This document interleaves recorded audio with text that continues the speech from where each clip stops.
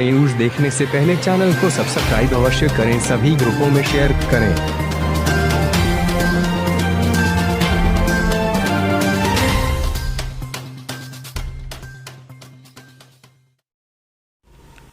जैसा कि इन दिनों किसानों द्वारा काले कानून किसान बिल को लेकर लगातार धरना प्रदर्शन जारी है, इसके बारे में क्या कहना, अपने परिचय साथ बताएं।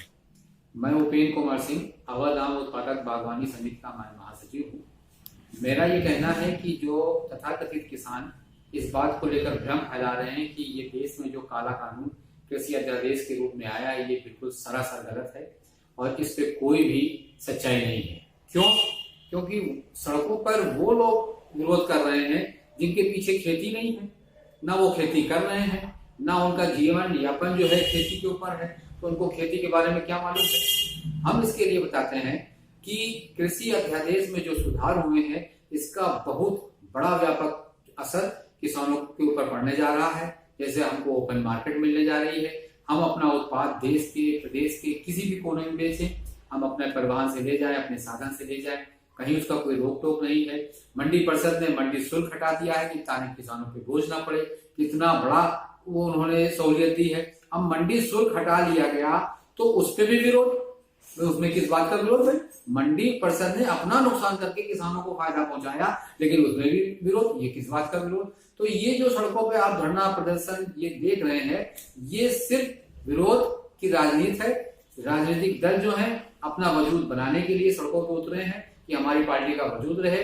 अब हम आपको बताते हैं कि अभी कोरोना काल में जैसे पिछला आम का सीजन गुजरा, इसमें हमारे समिति के द्वारा किसानों ने अपनी ओपन मार्केट में पूरे देश में आम को बेचा। पूरे देश से खरीदार बागों में आए, ना कि किसान ने अपना मंडी में आम बेचा, सीधे बागों में खरीदार आया और बाग से आम खरीद के ले गया। ना उनको टैक्स पड़ा, ना उनको मंडी शुल्क पड़ा, ना उनको परिवहन पड़ा। तो अब इस तरह फ्री टू ओपन मार्केट हो जाए तो किसानों के लिए बहुत फायदा। अब इसमें विरोध कौन कर रहा है? विरोध वही बड़े बड़े लोग कर रहे हैं जो छोटे किसानों का अनाज या माल खरीद लेते थे और उसको ले जाके वो लोग बेचते थे। इस तरह का जबकि ये छोटे किसानों के लिए बहुत ही फायदेमंद है। लेकिन सरकार, अभी मुख्यमंत्री जी ने एक ऐलान किया है कि हम 20 लाख किसानों को सब्जी के बीज देंगे, 20 लाख किसानों को। तो हमारा ये कहना है कि माननीय मुख्यमंत्री जी, खाली बीज देने से काम नहीं चलेगा, इसके पीछे और भी आपको चीजें देखनी पड़ेंगी कि नहरों में पानी आ रहा है, नहीं आ रहा है, किसान को पानी मिल रहा है, समय पे मिल रहा है कि नहीं मिल रहा है। अभी इसी पिछले धान की फसल में हम लोग चिल्लाते रह गए, धान में नहरों में पानी नहीं आया। कम से कम 100 किसानों का धान बेकार गया। मेरा खुद व्यक्तिगत 50-60 हजार रुपए का नुकसान हुआ।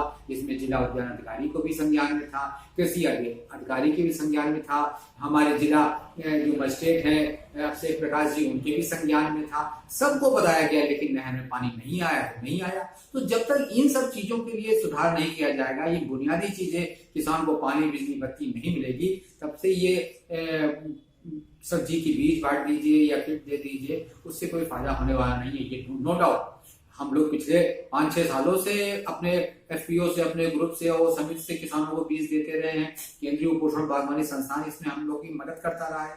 बीज हम लोग फ्री देते रहे, पोषण वाटिका बनाते रहे ताकि किसानों की जो है अच्छी किस्म की सब्जियां खा सकें, उनके पोषण वाटिका से उनकी आर्थिक स्थिति बढ़ सके। तो ये सब चीजें हैं कि बुनियादी चीजें जब तक आप नहीं करेंगे, पानी, बिजली, बत्ती, अब बिजली आप कितनी महंगी करते चले जा रहे हैं।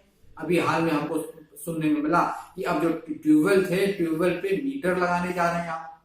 अब वहां मीटर रीडर तो जाता नहीं कि वो मीटर कितने यूनिट का है। आप तो देख लेंगे कि एक बार में इतनी बिजली चली, वही आप साल भर का बिल लगा देंगे। तो अगर फिक्स चार्ज दिया जाता रहा है किसानों से, और मैं खुद देता रहा हूं, तो अगर मैं दे रहा हूं तो और किसान क्यों नहीं दे रहे फिक्स चार्ज? तो एक व्यवस्था बनाइए, फिक्स चार्ज 5 हाउस पावर के लिए 1000 रुपए है, 7.5 हाउस पावर के लिए 1500 रुपए है, तो उसमें मीटर लगाने का क्या?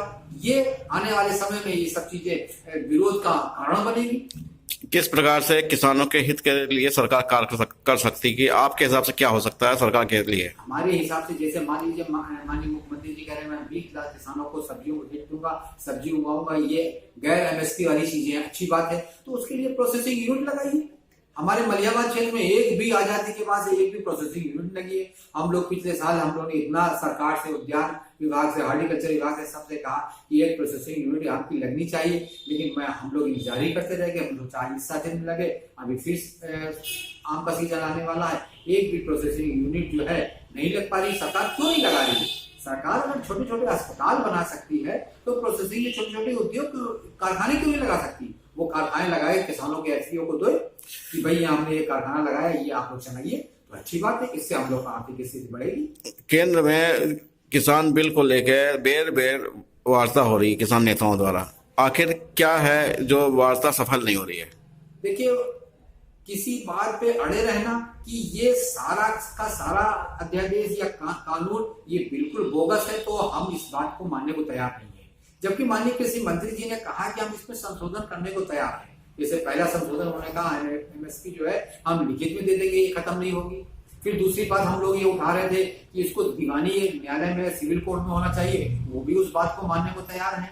तो जब वो अमेंडमेंट करने को तैयार है, उसमें संशोधन करने को तैयार है, तो फिर आप क्यों नहीं मान रहे? तो आप जबरदस्ती की, आप पहले इस कानून को, आप तो पारित हो चुका ना लोकसभा में, लोकसभा में पक्ष विपक्ष की सहमति से उसमें उसको पारित हुआ, तो आप कैसे हट जाएगा भाई? वो आप उसमें संशोधन करिए। किसानों के लिए क्या संदेश है?